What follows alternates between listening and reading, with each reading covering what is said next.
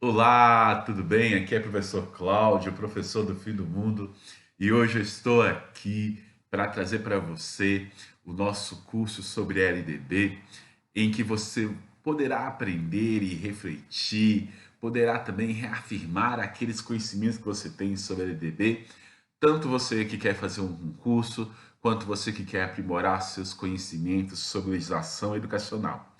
Olha, eu estou fazendo essa videoaula sobretudo para você que está querendo aprender ouvindo, tá bom?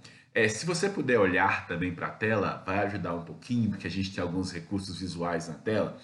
Mas essa videoaula é para você que quer estudar, fazendo aquela faxina na casa, ou é para você que tem aquela aula vaga e você não tem nada para fazer naquela aula vaga, uma raridade. Para você que está aí naquele HI também, já está com toda a sua documentação em dia e está querendo estudar. Para você que está aí dirigindo, ó, se estiver dirigindo, não olhe para a tela, porque se você olhar para a tela, tira a atenção do trânsito, você baixa o carro. Vai ouvindo e nós vamos estudando juntos. E a videoaula de hoje é sobre LDB. LDB é a Lei 9394/96. Esse número tem que gravar, número facílimo, 9394/96, né? No dia da sua prova, pode vir tanto LDB, pode vir também na prova, olha, eu já vi uma questão dizendo a Lei Darcy Ribeiro, a LDB também é conhecida como Lei Darcy Ribeiro. E ao invés de LDB tão somente, pode vir LDBN, Lei da Educação, Lei das Diretrizes e Bases da Educação Nacional, também pode vir, né? Então tenha muita atenção com estes três nomes. Então vou fazer primeiro aqui uma introduçãozinha, né, à LDB. Então o que é LDB? A LDB é, digamos, a carta magna da educação brasileira. Na LDB existem regulamentações para toda a educação básica e também para a educação superior. Na LDB existem regulamentações para a educação pública e também regulamentações para a educação privada.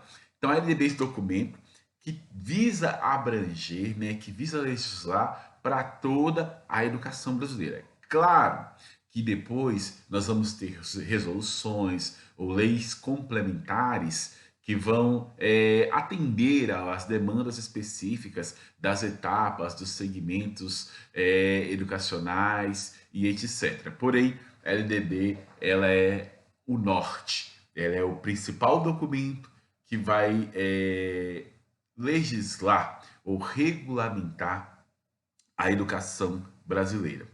Aí é interessante, eu trouxe aqui nesse primeiro momento, nessa introdução, né, para que você tenha noção da historicidade da constituição da LDB. Isso é muito importante, né? Existem alguns autores que dizem que a LDB é a segunda Lei de Diretrizes e Bases do Brasil. Existem alguns autores que dizem que ela é a terceira. Por quê?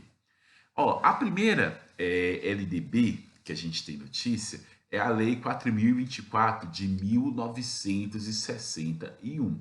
Essa é a primeira LDB. A gente não pode nem questionar isso, porque está lá, inclusive a lei chamava LDB. Ela é de 61. Acontece, você sabe, né? Em 64, nós temos o golpe militar, né? E o golpe militar, ele colocou de lado essa LDB em 61, e em 71, o golpe militar também promulgou uma lei de educação. Só que essa lei, ela não é, digamos assim, ela não suprimiu a LDB que já existia. Ela passou a ser executada concomitantemente. Por isso, alguns autores vão dizer que essa lei de 71 ela não era uma LDB, era só uma lei educacional. Os autores que consideram a lei de 71 uma LDB, então vão dizer que a de 61 foi a primeira, a de 71 a segunda e a de 96 a terceira. Autores que não consideram essa lei de 71 uma LDB vamos dizer que então a LDB de 61 foi a primeira e a LDB de 96 é a segunda. No seu concurso, eu já vi questões cobrando isso aí, né? O seu concurso, ele, como essa é uma questão discutível, o seu concurso ou vai dizer que é a segunda ou vai dizer que é a terceira. Nunca que é a primeira, que a primeira foi a Lei 4.024 de 61. Beleza? Então, sabendo isso, a gente vai passar um pouquinho mais para frente nesse contexto em que foi criado a LDB. Aqui nos nossos slides, você pode ver que quando foi discutida a LDB levou cerca de 8 anos aí para ser reafirmada, para ser discutida. Haviam grupos que disputavam a hegemonia, né? Que disputavam a ideologia que ia estar por trás dessa legislação brasileira. O primeiro grupo era o grupo dos estadistas, né? Que era o grupo mais ligado ao espectro que nós chamaríamos de esquerda. Esse grupo acreditava que a educação deveria ser apenas um direito do Estado administrar ou de o Estado construir. Né? A educação devia ser prioridade do Estado, prioritariamente do Estado. O governo deveria controlar a educação, gente. Por quê? Veja, a educação ela forma consciência, a educação ela forma mentalidade. Aqui há uma relação assim até filosófica com relação ao pensamento entre a relação indivíduo e Estado. Eu falei relação demais, né? Aqui, para esses estadistas, acreditavam que o Estado ele precedia o sujeito, ou seja, o Estado, né, ele vem antes do sujeito. E que então o Estado deveria formar esse sujeito que coadunasse, né, com as ideias daquele Estado. Por isso, então, ao Estado deveria ser dada, né, incumbência, né, de educar o cidadão, que essa incumbência de educar o cidadão não poderia ficar à responsabilidade de particulares, e sim do Estado, porque assim o Estado ele educaria segundo as suas ideias, segundo as suas ideologias e etc. Né?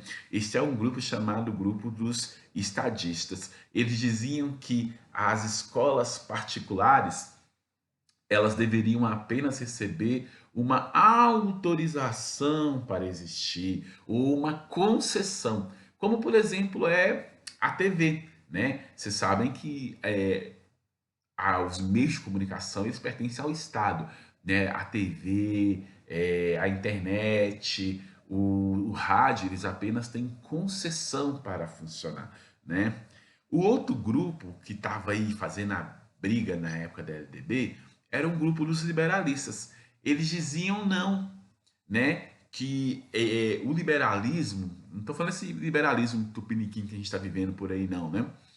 Mas ele parte do princípio da primazia do indivíduo, que o indivíduo ele tinha naturalmente as suas liberdades e que o Estado só tinha que respeitá-las e garantir essas liberdades, mas que o Estado não deveria tutelá-la, né? E nesse sentido também a liberdade de consciência, liberdade de aprender, liberdade de ser e por aí. O Estado apenas deveria traçar algumas diretrizes para o sistema educacional, mas não deveria tutelar o conhecimento, por assim dizer, né? Acabou o que, gente?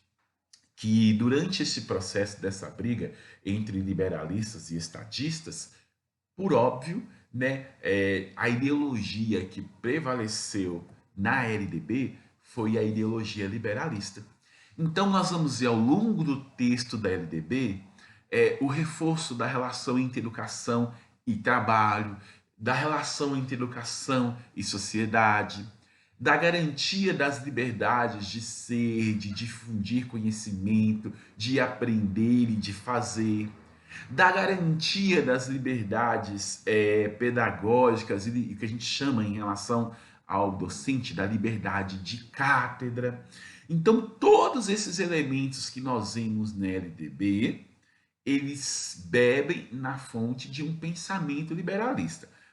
Em 96 nós tínhamos o governo FHC, né? Vocês sabem que o governo FHC ele fez a abertura liberal no nosso país, e a LDB também, neste contexto, ela vai ser fortemente influenciada pelos ideais liberalistas, por óbvio que também há um pouquinho dessas ideias estadistas aí no corpo da LDB.